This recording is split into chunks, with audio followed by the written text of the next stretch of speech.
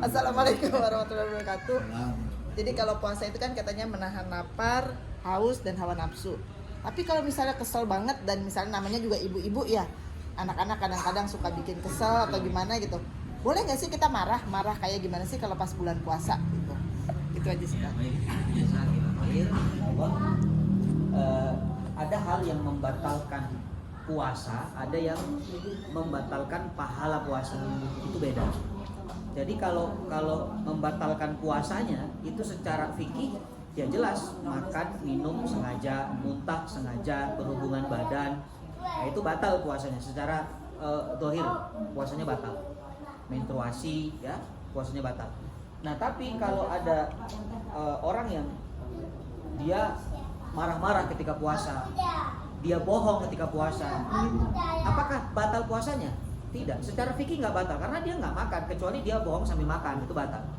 Dia marah sambil makan, itu batal. Maka orang-orang yang marah ketika puasa, yang akan mempengaruhi adalah kualitas pahala puasanya. Ya, karena apa? Karena yang namanya puasa itu artinya imsak. Imsak itu artinya menahan. Dan menahan itu satu akar kata dengan sabar. Ibu kalau membaca definisi sabar itu apa sih? Sabar itu imsak. Sama, puasa itu apa sih? Puasa itu imsak. Makanya ibadah puasa itu kontennya adalah memang kita dilatih untuk memperbesar pori-pori sabar. 1 detik saja belum adzan, walaupun itu makanan halal nggak boleh kan? Iya, kenapa? Sabar, nanti ada waktunya. Istri kita halal di rumah. Ya, jam 12 siang, istri kita halalan thayyiban, manggil-manggil suaminya. Ayo sini ya, di kamar lagi dingin-dingin hujan ini. Nggak bisa, sabar, walaupun halal. Kapan? Habis maghrib ya. Nah, makanya puasa itu kontennya adalah memang untuk kita ini memperbesar pori-pori sabar kita. Nah, tapi marah itu juga ada tipenya Ibu. Jadi nggak semua marah itu dihukumi salah. Kalau marahnya karena Allah, boleh. Nih, marah karena Allah itu misalnya anak-anak nih kok nggak mau sholat ya, disuruh sholat susah puasa-puasa. Apakah karena kita puasa kita diem? Oh ibu diem aja nggak nyuruh anak sholat, lagi puasa. Saya menjadi ibu yang sabar. Itu salah. Ya, mendengar teman-teman kita ngerumpi, gosip. Ramadan kita diam itu salah. Kita wajib marah. Di luar Ramadan saja kita harus melarang, apalagi Ramadan. Ya. Jangan gosip lah, saya nggak mau. Loh ibu kok marah, ibu puasa loh. Iya, saya marah karena Allah. Hari ini tidak boleh. Sama, kalau marahnya karena Allah, maka justru itu berpahala. Nah, jadi ukurannya gampang. Marah karena Allah itu disebabkan kita menyuruh anak-anak kita untuk melakukan ibadah-ibadah yang seharusnya dilakukan. Ya, tapi beda halnya kalau misalnya ibu marah-marah karena, "Nak, tolong mama ambilin handphone." Anaknya nggak mau tuh. Wah, kita marah-marah tuh. Dasar anak setan yang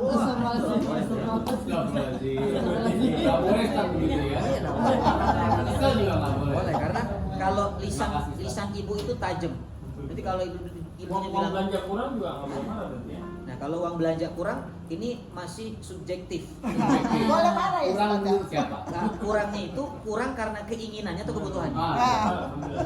Kalau kurang karena keinginan, nah itu salah.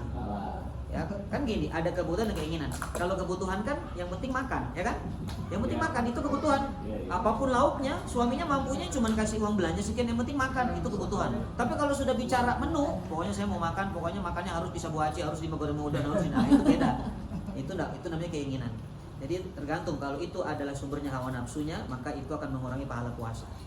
Tapi kalau memang itu karena Allah, misalnya bangunin suaminya sholat, ya, terus anaknya nyuruh anaknya ke TPA ngaji, sana kamu berangkat ngaji lah, ya, daripada nonton TV di rumah marah-marah ibu, nggak apa-apa itu karena Allah, ya itu boleh.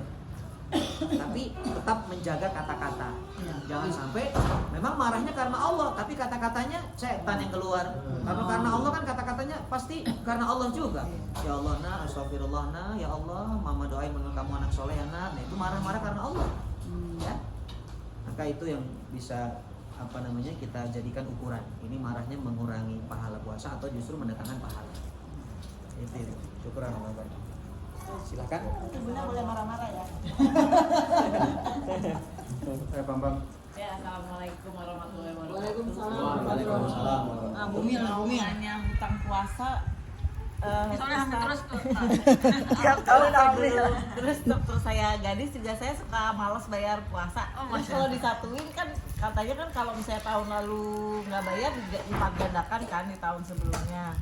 Terus kalau diakumulasiin saya udah 4 kali hamil.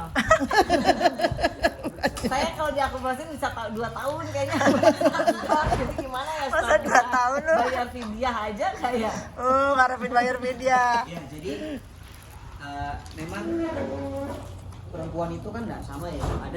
Ada yang tipikalnya susah punya keturunan. Ada yang subur ya, baru WA sama suami itu sudah hamil. Baru tukeran sendal sudah hamil. Ada yang tipikal begitu. Nah, maka untuk wanita yang subur, kata ulama, lebih disarankan untuk membayar fidyah. Bagi yang subur ya. Karena kalau dia harus mengkodok puasanya, itu akan berapa lama itu dia butuh mengganti puasanya. Terus hutang puasa waktu zaman gadis misalnya istri saya. Nah, itu kan belum masa subur ya, belum hamil kan? Ya terus gimana setelah Nah, mohon maaf, kalau hutang puasa yang sengaja tidak dibayarkan sementara kita mampu, kita tidak lagi hamil, tidak lagi sakit, sudah ketemu Ramadan berikutnya, maka ulama mengatakan harus difidyahi dan harus dikodoi. 2. Enggak, tapi kalau boleh video kalau Hamil boleh. Yang dulu-dulu, yang pertama Bunda taubati saja, tobat kepada Allah. Ya. Kemudian kalau memang sekarang mampunya fidyah dulu. Nanti kalau sudah tidak punya udur, nggak hamil, sudah selesai, tetap harus mengkodok seingat kita, semampu kita. Ya anggap aja lah sekali itu 7 hari ya kan sekali. Assalamualaikum. Saya belum Bentar, ini belum tuntas. Iya. sabar. Saya kan batinnya tiap tahun juga berenang. Ya. Tapi bayar fidyah, jadi udah nggak usah bayar. Nggak usah, sudah fidyah. Enggak Sudah kan gue fidyah. nanya pas lihat Yang sama gadis, yang gadis yang bayar. Bayar. kalau kan anggaplah apa itu 7 hari.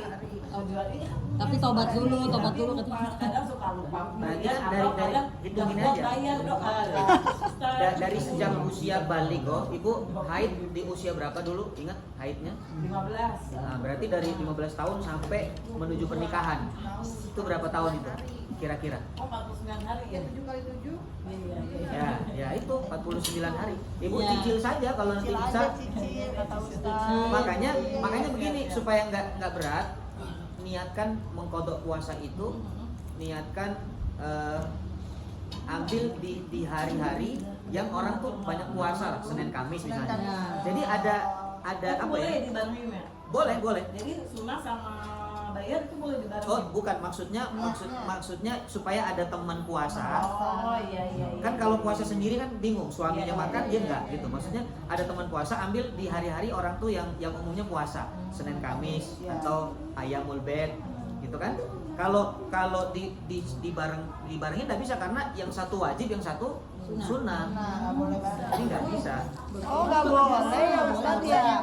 Misalkan bayarin bareng, misalkan habis Ramadan Niatnya kita menstruasi, kemudian mau sawalan, tetap aja nggak boleh dibarengin kan? Puasa bayar sama puasa sawalan nggak boleh. Oh iya enggak, karena syawal itu sunnah. Jadi Bunda sebaiknya, memang ada ulama yang mengatakan sebaiknya puasa utang puasa itu diutamakan daripada puasa sunnah. Jadi kalau ada utang puasa, sementara mau puasa Syawal, bayar dulu hutangnya. Nah, tapi ada ulama juga yang ingin berpendapat kalau puasa utang kan bisa dilakukan kapanpun. Kalau puasa Syawal kan hanya bulan itu aja. Syawal. Jadi ada yang mendahulukan Syawal dulu. Nggak apa-apa, itu pendapat. Tapi berarti kalau puasa kodok, puasa bayar utang sama puasa sunnah tuh nggak boleh jadi satu gitu ya? Niatnya tidak boleh satu. Oh, niatnya nggak Kalau boleh. harinya bertepatan nih, ibu bayar kodok di hari Senin, maka ibu mendapatkan keutamaan hari Senin juga. Karena hari Senin itu Nabi puasa sunnah. Tapi bukan berarti ibu niatkan saya mau puasa sunnah plus wajib, nggak bisa. Oh, nggak bisa. Nggak bisa karena niatnya wajib dan sunnah nggak bisa disatukan. Jadi yang utama bayar kodok Ramadan dulu. Betul, niatnya itu. Oh, gitu. Kecuali ibu puasa Senin itu puasa sunnah, dan puasa memperingati hari lahir itu boleh. Ibu qadarullah lahirnya Senin, Puasa ibu memperingati puasa hari sunnah lahir boleh? Senin, nah itu boleh disatukan. Puasa memperingati hari lahir maksudnya gimana? Kalau ulang tahun kita Jadi ulang gini, tahun puasa. Rasulullah itu kan puasa hari Senin karena Nabi lahir hari Senin. Oh, Jadi boleh. Ibu lahir hari Selasa, jadi setiap Selasa puasa perayaan ya. Oh, iya. boleh. Ibu Saya lahir lahirnya hari Jumat, tapi Nah. kalau bukannya nggak boleh ya haram. kalau lahir Jumat, Sabtu dan Ahad puasanya harus ada teman, nggak boleh satu hari. Oh, jadi kami Jadi kalau ibu lahir hari Jumat, ibu mau puasa di hari Jumat, ibu harus puasa dari hari Kamis. Kalau ibu lahir di hari Sabtu, ibu harus puasa dari hari Jumat. Jadi ambil teman supaya ada satu hari. Jadi dia nggak boleh dimulai hari Jumat, Kamis. kenapa emang kan kalau Jumat nggak boleh puasa? Karena itu hari raya. Tapi itu bukan haram. Sebenarnya tasyabuh kepada Yahudi dan Nasrani khawatirnya. Kalau Sabtu saja itu puasanya orang-orang Yahudi, Ahad saja itu Nasrani. Makanya kenapa harus 2 hari supaya berbeda dengan mereka. Kalau Jumat itu bisa jatuhnya haram karena memang itu hari raya. Hari raya kan nggak boleh puasa. Lebaran apa? Syawal, haji nggak boleh. Enggak, kalau Jumat selain itu Sama, setiap Jumat itu hari raya kita. Hari Jumat itu kan Sayyidul Ayyam, hari rayanya umat Islam, tuannya hari. Makanya di pesantren kalau Jumat itu puasa jangan double niatnya. puasa double niatnya. Iya, makanya gua juga sama. Makanya baru tahu alhamdulillah kan ada yang Ada yang mau ditanyain? Ya, langsung aja. Bapak-bapak ada yang mau ditanya? Bapak-bapak ada yang mau ditanya? Assalamualaikum warahmatullahi wabarakatuh. Waalaikumsalam. Ada besar kecil. Barangkali saya mengakui ada ketidakseimbangan untuk menuntut ilmu dunia dan akhirat. Ya. Contoh saja, bahwa di Islam tidak boleh berantem. Ada 11 rakaat, ada 23 rakaat, itu gimana tuh Pak Ustaz? Bahwa dua-duanya nggak salah. Tapi jangan sampai ribut kayak di Indonesia. Ya, saya yang sudah minta kepada tokoh-tokoh NU dan Muhammadiyah, coba diteruskan. Jangan sampai dibawa. Monggo. Salah satu dulu.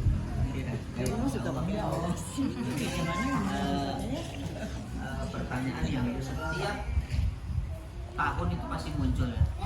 Ranahnya adalah khilafiyah atau memang beda pendapat ulama. Sampai kiamat yang namanya perbedaan itu pasti ada. Ya, itu nggak akan bisa. Kita sebagai nabi saja itu tetap mengalami perbedaan. Saya sampaikan cerita dulu supaya nanti kita bisa ambil kesimpulan dari pertanyaan Bapak. Dulu Rasul ketika perang Khandaq, perang Ahzab itu kan perang Khandaq itu yang menjadi pasukan perangnya Rasulullah itu diantaranya ada malaikat. Karena Yahudi dari Bani Quraidah itu murtad, munafik, menyerang umat Islam. Makanya Allah kirim malaikat untuk membantu Rasulullah. Walhasil perang Khandaq Rasulullah menang, tapi perang itu belum selesai. Nabi baru istirahat sebentar, meletakkan pedang perangnya, meletakkan busur panahnya. Tiba-tiba Jibril datang. Kata Jibril, "Ya Muhammad, malaikat masih mengejar Yahudi Bani Quraidah." Rasul paham makna dari kata-kata Jibril. Ini sebetulnya artinya nyuruh perang lagi. Bisa dipahami ya? Maka Rasul bergegas ambil baju perang, pedang perangnya, mengumpulkan para sahabat. Kata Rasulullah apa? Kalian semua la yusalliyana ahadakum illa fi Bani Quraidah. Jangan sholat asar. La yusalliyanal asri, ya. Jangan sholat asar kecuali kalian nanti di Bani Quraidah. Itu kata-kata Nabi. Jangan sholat asar kecuali di Bani Quraidah. Ini pegang kata-kata ini. Berangkat para sahabat. Ternyata dalam perjalanan masuk waktu asar. Kata Nabi, jangan sholat asar kecuali di Bani Quraidah. Dalam perjalanan terdengar adzan asar. Subhanallah. Sahabat terbagi menjadi dua, Ibu, Bapak. Ada yang sholatnya di perjalanan, ada yang tetap melanjutkan perjalanan. Maka sampailah di Bani Quraidah. Rasulullah ditanya oleh sahabat yang sudah yang mengikuti kata-kata Nabi, sholatnya di Bani Quraidah. Kata sahabat ini, "Ya Rasulullah, para sahabatmu tadi aku melihat ada yang sholatnya di perjalanan. Padahal Anda mengatakan jangan sholat kecuali di Bani Quraidah. Apakah Rasulullah marah? Tidak. Rasul memanggil sahabat yang sholatnya di perjalanan. Ditanya oleh Rasulullah, "Fulan, tadi kalian kenapa sholatnya di perjalanan? Apa alasannya?" Kata sahabat ini, "Ya Rasulullah, kami memang mendengar engkau mengatakan jangan sholat asar kecuali di Bani Quraidah, ya. Tapi kami memahami hadis itu maknanya supaya kami cepat-cepat menuju Bani Quraidah, nggak mampir-mampir, nggak santai-santai, supaya asar itu kalau bisa sudah sampai Bani Quraidah, sholatnya di sana." Ternyata sudah jalan cepat juga nggak sampai ya Rasul, asar masih di perjalanan. Makanya kami sholat di perjalanan. Bukankah sholat tepat pada waktunya juga itu perintahmu ya Rasulullah? Bisa dipahami nggak? Rasul mengiyakan alasan ini. Setuju Nabi. Yang kedua, sahabat yang sholatnya di Bani Quraidah ditanya, "Kalian kok sholatnya Isya di Bani Quraidah?" Kan Rasul mengatakan jangan sholat asar kecuali di Bani Quraidah, tapi sholatnya sholat Isya. Karena sampai Bani Quraidah sudah waktu Isya. Kata para sahabat, "Ya karena kami mengikuti perintahmu ya Rasulullah. Hadismu mengatakan memang jelas-jelas jangan sholat asar kecuali di Bani Quraidah. Yaitu kami pahami itu memang secara nasnya begitu, kami ikuti itu." Rasul tidak menyalahkan keduanya. Tapi ibu bapak yang dirahmati Allah, ini cara pandang sebenarnya. Jadi perbedaan pendapat itu cara pandang para ulama. Dari para sahabat memang sudah beda cara pandangnya. Makanya sebelum saya kasih tahu hikmah ini, sholat itu anggota yang wajib kita tempelkan ke tanah itu kan ada 7 secara fikih ya, dahi, 2 telapak tangan, lutut dan ujung jari kaki. Tapi ada ulama mengatakan hidung juga harus nempel kan? Ya. Nah ternyata itu juga beda pandangan, karena dulu ketika Nabi memberikan perintah, Nabi menggunakan isyarat tangan Nabi begini, yang harus nempel. Nah karena hidung orang Arab itu mancung, jadi yang ditunjuk adalah dahi, hidungnya ikut nempel. Maka seolah-olah hidung menjadi keharusan, padahal hidung tidak termasuk. Jadi kalau hidung tidak nempel, nggak apa-apa ibu. Jidat. Iya. Pesek. Bikin jidat jadinya. Coba kalau yang Jidat mata kasih isyarat orang Jawa, orang Bogor, ya, yang hidungnya mancung ke dalam itu, mungkin tidak akan kena hidungnya. Nah itu cara pandang, bisa dipahami ya. Maka sahabat yang tadi sholat di perjalanan, yang sholat di Bani Quraidah, apa kata Rasulullah? Subhanallah, kalian semuanya benar. Kalian mengambil pendapat yang benar. Kenapa? Karena ya memang ya ketika alasan sahabat pertama sholat di perjalanan, karena menurut sahabat ini Nabi itu nyuruh kita supaya lebih cepat, jangan mampir-mampir, supaya sampai ke sana minimal kita dapat sholat asar. Nah ini kan sahabat ini kecerdasannya artinya apa? Lebih tinggi. Ya dia memahami kalimat Nabi ini kalau ditafsirkan begini maksudnya. Kadang-kadang kan kita kan suka begitu ya. Antara cara pikir orang yang ini dengan ini beda, maknanya beda. Nah maka kata ulama, segala sesuatu yang sifatnya beda pendapat itu tidak akan pernah sempurna. Jadi jangan merasa benar. Nih kita lihat nggak sempurna nih. Yang sholatnya di Bani Quraidah, mereka tidak sempurna dari sisi waktunya, karena mereka sholat asar di waktu Isya, walaupun dapat keutamaan Bani Quraidahnya. Bisa dipahami nggak? Bani Quraidahnya dapat, tapi waktunya tidak dapat, maka tidak sempurna. Yang sholat asar di perjalanan, dia mendapatkan kesempurnaan waktu, tapi tidak mendapat kesempurnaan tempat. Bani Quraidah nggak dapat, karena Nabi tadi mengatakan jangan sholat asar kecuali di Bani Quraidah. Jadi dua-duanya nggak sempurna. Nah, maka sholat taraweh pun sama. Jadi kalau dikatakan, ya Allah mana yang paling benar 11 atau 23, semuanya benar. Yang salah yang nggak sholat. Yang nggak sholat yang nggak salah. Makanya kalau kita tetap kita tetap kekeh kepada para tokoh, para ulama Nahdiyin, ulama dari Muhammadiyin, kita paksa untuk sama pendapat, nggak bisa, karena mereka punya dalil. Bahkan ada di zaman salafus saleh dulu, kalau tidak salah di zaman Umar bin Abdul Aziz, itu sholat tarawihnya 100 rakaat bunda. Iya ada 100 rakaat. Jadi sholat sunnah itu tidak terbatas, boleh. Cuman memang yang harus kita pahami begini, Nabi itu kalau sholat malam, sholat tarawih misalnya sholat malam, itu waktunya sampai pagi, sampai hampir menjelang subuh. Makanya sebenarnya sholat itu bukan bicara rokaat atau apa. Yang paling penting yang saya sampaikan tadi adalah ketenangannya, tidak terburu-buru. Buat apa sholat 2-3 tapi ngebut? Lebih baik sholatnya 11 tapi tumaninah. Kan begitu kan? Karena yang dilihat dari sholat itu kan tumaninahnya, ketenangannya. Makanya kalau orang sholatnya 11 seharusnya rokaatnya, bacaan Al-Qur'annya harus panjang.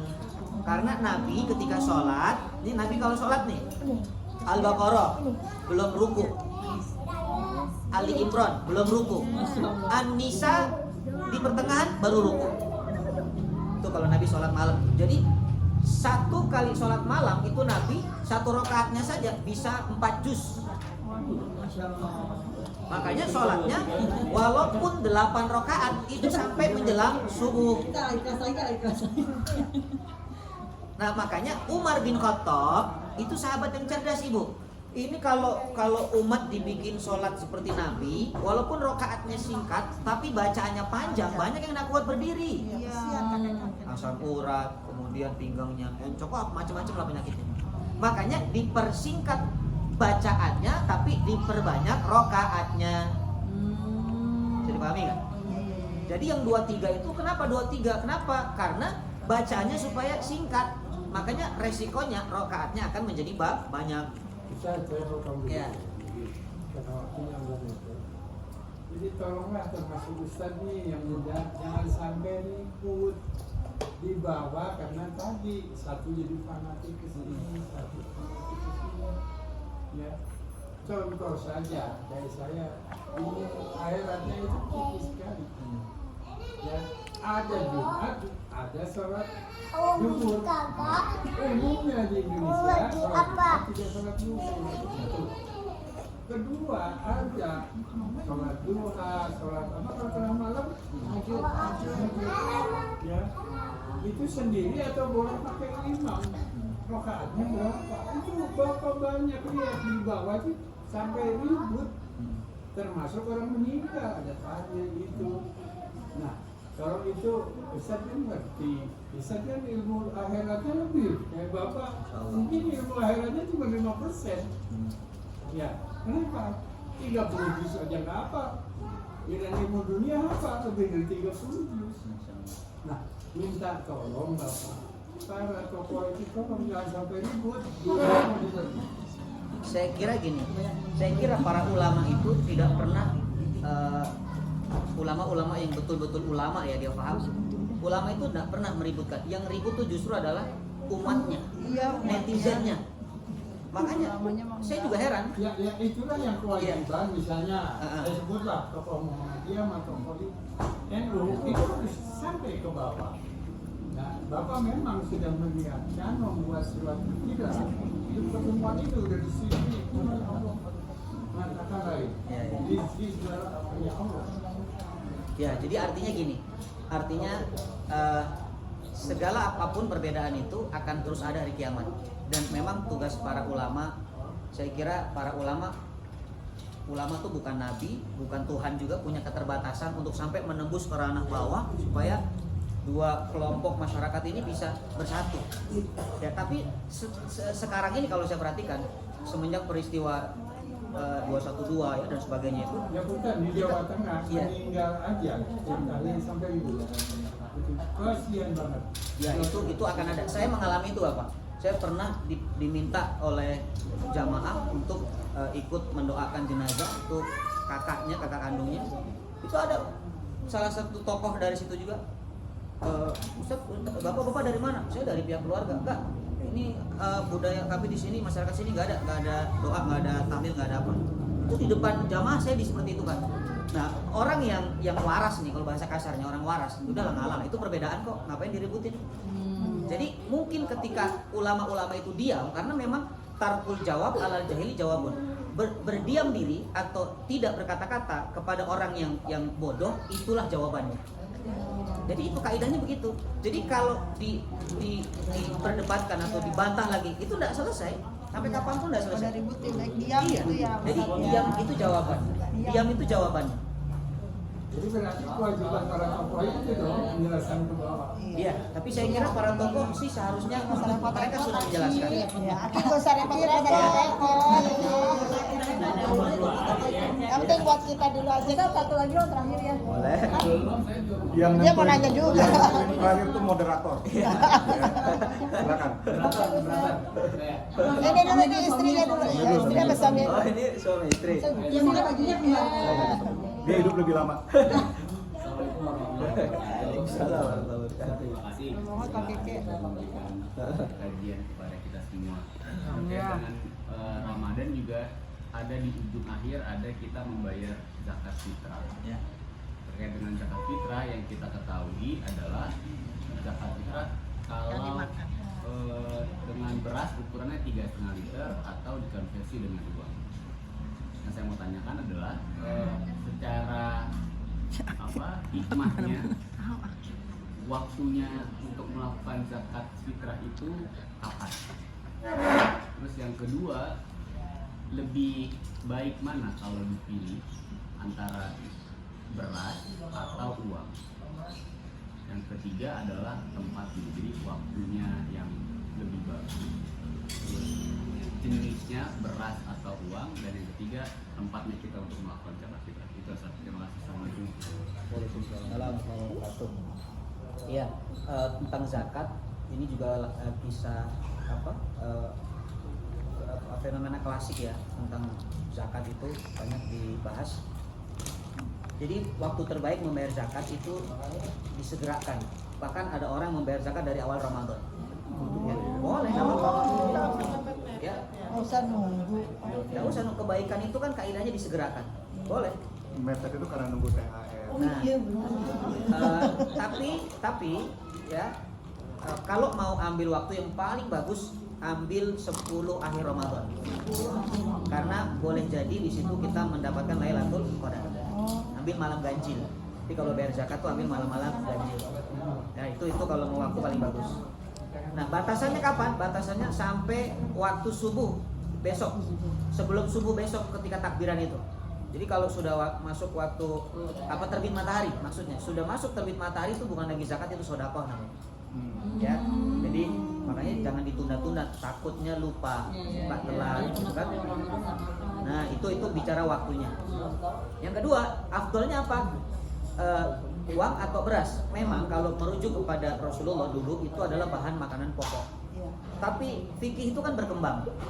Ulama kontemporer sekarang juga ada yang memfatwakan bahwa lihat kebutuhan di situ apa yang paling dibutuhkan. Karena ketika kita bicara zakat, ya bicara infak, itu pasti tingkat kualitas pahalanya itu adalah sesuai dengan apa yang paling dibutuhkan. Makanya banyak orang dapat beras dijual gitu kan. Ternyata masyarakat lebih butuh uangnya daripada berasnya. Ya, jadi tidak apa-apa pakai uang. Ya, karena memang ini kan era zamannya digital gitu kan. Ya silakan zakat pakai uang boleh. Nah, kemudian apalagi tadi tempat yang paling bagus itu yang paling dekat dengan kita. Karena kalau di Quran itu ada 8 ansop, yang paling dekat itu yang paling bagus. Makanya kalau saya biasanya kalau zakat ke bibi saya, ke keluarga dekat, kakak saya. Oh gitu. Ya yang terdekat langsung. Kalau ke saudara kan masuk komplek. Artinya gini, yang ada internal dulu keluarga. Misalnya kita punya kakak hidupnya susah, kita punya adik hidupnya susah, memang dia masuk kategori 8 itu, fakir, miskin, kemudian mungkin dia fisabilillah, mungkin dia juga golimir, itu boleh. Nah, tapi orang tua enggak, orang tua tidak menerima zakat ya, orang tua itu infak atau hadiah, orang tua nggak boleh dizakati. Jadi yang terdekat, kalau keluarga kita ternyata mampu semua, ya kita ke tetangga, cari yang paling dekat. Jangan langsung yang jauh ke mana gitu. Jadi yang paling dekat itu yang paling bagus. Ya itu bicara tempatnya. Tambahan jadi kan kalau dulu mungkin ya kita ada ambil zakat yang kita beras terus dikasih sedikit, ada yang terima gitu ya, ada hijau kopinya gitu ya. Kalau sekarang kan tempat kita untuk melakukan pembayaran zakat kan sudah online, bahkan sudah bisa transfer atau digital. secara akadnya ya, akadnya kita mau melakukan pembayaran zakat fitrah, tetapi tidak ada ijab dan kabulnya pada saat melakukan pembayaran zakat. Kalau dibilang atau kalau boleh memilih, bisa memilih mana yang lebih afdol Ustaz? Kita Online apa ijab pembayaran kabul? zakat, ada ijab dan kabul kita lakukan dengan Ya. amil. Itu ya. Mana yang lebih? Nah, ini kesalahan masyarakat kita. Zakat itu dari ijab kabul. Nggak ada zakat ijab kabul. Jadi cuma niat kita aja Iya. itu. Ada ijab kabul itu akad nikah jual beli, Oh, wakaf. Sebentar, kalau di zakat itu bulanan apa tahunan? Zakat itu ada banyak. Kalau zakat fitrah itu tahunan. Zakat mal itu tergantung haul dan nisabnya. Jadi zakat mal ada lagi, Bu. 1 tahun haulnya ibu punya uang senilai 85 gram emas tidak terpakai. Tidak terpakai ya. Uangnya di brankas atau di bank tidak terpakai.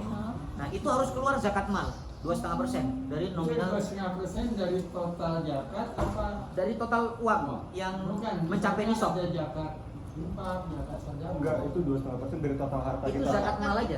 udah Ki dari Zakat zakat mal. Ki. Nah, kalau tiap bulan itu boleh, ada ulama yang juga beda pendapat. Ada yang mengatakan zakat profesi. Itu tiap bulan tuh. Mungkin yang pengusaha, dia punya usaha bulanan, ada mau dizakatkan silakan. Itu pun boleh 10% silakan. Itu punya paling minim 2,5. Jadi gini, kalau bicara zakat, infak, sodako itu kita boleh di atas 2,5%. Di bawahnya nggak boleh. Mungkin kita kalau 2,5% terlalu sedikit Ustaz, gitu kan? Mau 5%, 10% silakan, nggak ada masalah. Nah, tapi yang umum di masyarakat kita adalah zakat mal dan zakat fitrah. Nah, zakat fitrah itu yang tahunan, Ramadan itu ya, zakat fitrah zakat mal itu tahunan kalau haul dan nisabnya sampai. Nah, praktek Bapak Ya. dulu Heeh. punya perusahaan. Itu Bapak ngambil 2,5% dari laba bersih, Ya, dari inti laba. betul. Di luar itu Bapak ada sedekah. Ya. Nah, zakat 2,5% itu dari zakat mal, itu diambil dari Bukan, itu bukan zakat mal, Bapak. Kalau zakat mal itu syaratnya harus haul dan nisab. Haulnya kapan? Setahun, nisabnya syaratnya 85 gram emas. Kalau emas sekarang 1 juta berarti 85 juta. Bapak Ibu punya uang 85 juta, tidak dipakai, bukan buat makan ya, bukan buat beli kebutuhan hidup dapur. Uang itu diam di brankas atau diinvestasikan, itu harus keluar zakat. Nah, untuk mengurangi tingkat pengertian kesalahan, ya Allah, ya, berikanlah kami kemudahan bahwa ada yang sedekahku, dikhawatirkan ada zakat yang belum terbayar, tolong kurangi dari sedekahku. Gitu.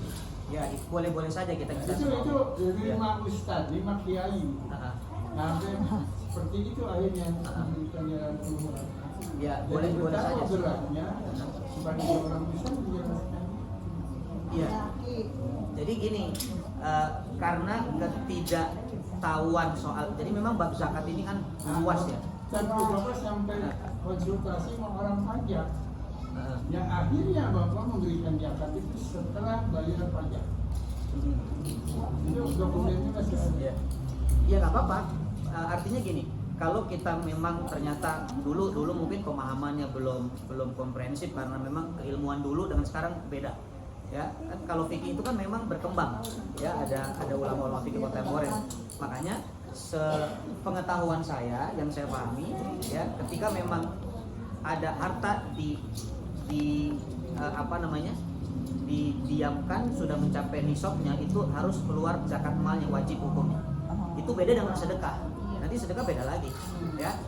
Nah, kalaupun kita minta kepada Allah, ya Allah, saya belum zakat mal dulu, tapi dengan sedekah ini mudah-mudahan bisa menjadi obat. Ya, karena ketidaktahuan kita, Iya. Allah mungkin memaafkan kita, tidak apa-apa. Tapi setelah tahu ilmunya, ya harus dikeluarkan. Nah, itu. Jadi Islam kan begitu mengajarkan. Nah, maka tadi pertanyaannya, kembali ke pertanyaan, lebih afdol mana? Ada ijab kabul atau enggak? Saya jawab, zakat tidak ada ijab kabul. Nggak ada ya. Itu kesalahan masyarakat kita. Setiap datang bawa beras di atas Iya, beras. iya, salah.